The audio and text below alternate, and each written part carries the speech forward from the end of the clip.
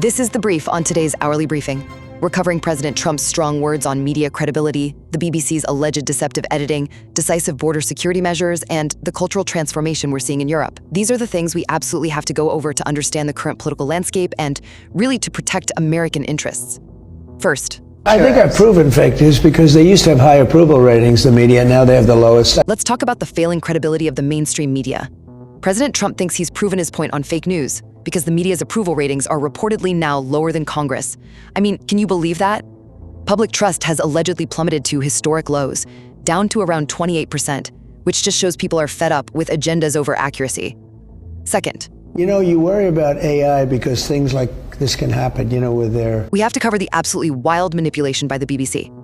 President Trump said their deceptive editing of his speech was just awful.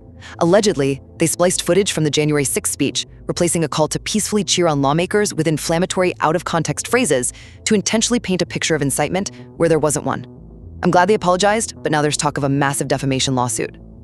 Third, Biden, Sleepy Joe Biden, one of the worst, definitely the worst president in the history of our country, but... we look at some real border security wins. President Trump stated he now has a really safe border, and he did it solely through presidential authority, without needing new laws from Congress. Reportedly, executive orders alone have slashed illegal crossings by over 90% in recent months. That's reversing the chaos that allowed millions to enter before.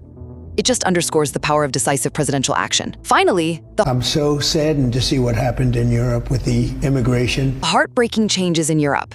President Trump told GB News he is so saddened to see the transformation of Europe due to immigration, saying it is not the same place.